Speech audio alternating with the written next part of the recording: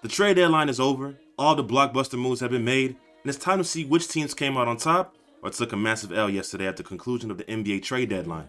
I'm going to go ahead and say the teams that made the best and worst moves for the franchises, and we'll see if certain teams are in prime position to succeed or a prime position to blow it all up. But before I get into the video, thank you again for 1,000 subscribers. We finally hit that goal I've been dying for, and I'm super blessed that over 1,000 people rock with my content. Shout out to you guys for real. But of course, leave a like, subscribe if you're new. Let's get into the first team. Our first winners are the Philadelphia 76ers. We already knew that the Sixers took a massive dub in landing James Harden and also keeping many of their young assets in acquiring James Harden at the trade deadline. Philly now has a duo of Joel Embiid and James Harden and are now one of the true favorites to come out of the Eastern Conference. I talked about this trade in my latest offbeat video, which you should definitely check out. Tobias Harris, Tyrese Maxey, Matisse Thybulle are all exceptional role players to aid James Harden and Joel Embiid, and I personally think that with the acquisition of James Harden, Joel Embiid won't have to carry such a massive scoring load for the Sixers, and James Harden can help the others on this team fill in their spots and get the most out of them. Philly definitely takes a dub. Along with Philly, their trade partner in the Brooklyn Nets are winners as well, which is rare because most trades don't have both sides equally improving. The Nets picking up Ben Simmons, Seth Curry, Andre Drummond, and 2 first-round picks is a very good package to receive for James Harden when it seemed like you were going to lose him for nothing.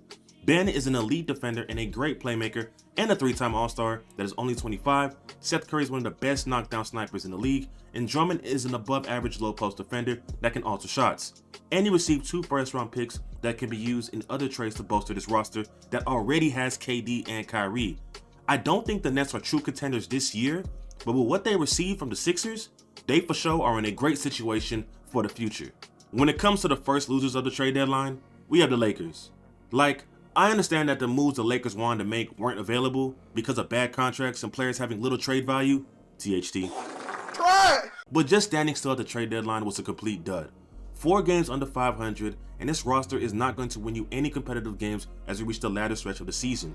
Bron and AD need guys that can do their job and aid them, and the guys on this team right now just can't do that. When it comes to defense and even hitting open shots, it's going to be very tough for the Lakers to make the postseason and even succeed in the playoffs if they even make it. That's why it was important to at least do something to help your chances. Even go and get John Wall if you had to. But I think the Lakers definitely took an L during this year's trade deadline. But let's get back to the winners. And the Lakers' sister team right next door definitely came up during this trade deadline. Now the Clippers are already a team playing better than expected, sitting in the 7th seed without PG or Kawhi. Now they added in Norman Powell and Robert Covington, 2 guys that are good 3-and-D players to add to a roster that already has a lot of depth when healthy. This doesn't put the Clippers in a position to win now, but best believe next season, when healthy, with their duo back, the Clippers have a very deep team full of defense and guys who can stretch the floor. A very dangerous team that will be among the elite teams next year. Another team who won during the trade deadline was the Indiana Pacers. Now what the Pacers did this deadline honestly impressed me, and I honestly believe that they're actually in a much better spot now in their rebuild. Trading away Sabonis and Caris LeVert, the Pacers got multiple expiring deals in Ricky Rubio and Tristan Thompson, a first-round pick and 2 second-round picks, young big men in Jalen Smith and Buddy Hield who can stretch the floor and garners a lot of interest from other teams who would trade for him, and they added in Tyrese Halliburton, who is one of the efficient young players we have in today's game. On paper, it doesn't look too exciting, but the Pacers have a lot of flexibility to make more moves in their rebuild and have young talent that can grow and only get better. Now, I have a few teams that didn't necessarily win or lose during the trade deadline, but made some trades that make you say, I guess. I mean, how many times have they said that shit? Just a few teams that made some arguably questionable moves. Starting with the Celtics. Trading for Derek White and adding in Daniel Tice isn't too bad when you look at it. Derek White shoots around 42% from the field, and both these guys can defend pretty well.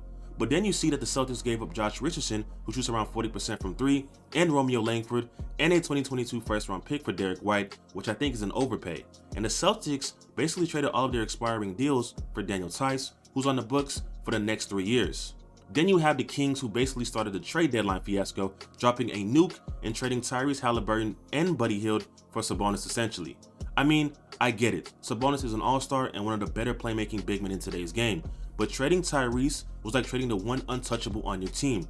His trajectory, to me, seems to be higher than De'Aaron Fox, who I thought should have been traded, but at least you followed up by adding some role pieces in Dante DiVincenzo, Trey Lyles, and Josh Jackson to your team, which closes up the wound of letting Tyrese Halliburton go. And lastly, the Mavs. When I saw Kristaps Porzingis was getting traded to the Washington Wizards, I instantly thought you guys were going to get a good player like Kyle Kuzma or even Rui Hachimura. Instead, y'all got Spencer Dinwiddie and Davis Bertans. Look, I get trading KP, because he's arguably not reliable to be a number 2 option for Luka, and he's always dealing with some injury, but I thought the Mavs could have got back so much more for Kristaps Porzingis instead of basically trading one bad contract for 2 bad contracts. Spencer Dinwiddie and Davis Bertans are having pretty bad seasons. I don't think you guys lost this trade because when you look at it, you still have one thing Kristaps Porzingis couldn't give you: availability. And that's important. You also have insurance just in case Jalen Brunson leaves and having Spencer Dinwiddie, so essentially, you have a backup plan.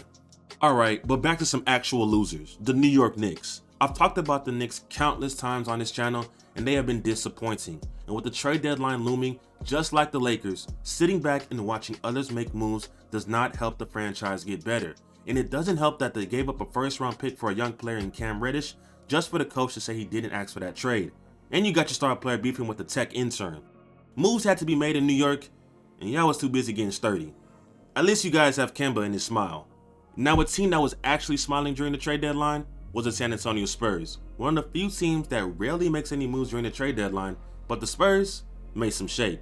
After trading Thaddeus Young and Derek White, the Spurs came out with 2 2022 first-round picks, Goran Dragic on an expiring deal that can be bought out and free up cap, and now, going into the draft, they have 3 first-round picks coming up this year, lots of cap space, tradable contracts, and on top of that, they have a young and upcoming star who's now an all-star in DeJounte Murray.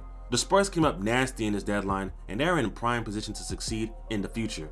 A team that had me scratching my head was the Portland Trailblazers. Yeah, they freed up a lot of cap, and are one of the few teams that have a lot of money to spend in the offseason, but what they got back for trading Robert Covington, Norman Powell, Larry Nance, and even CJ McCollum was very underwhelming.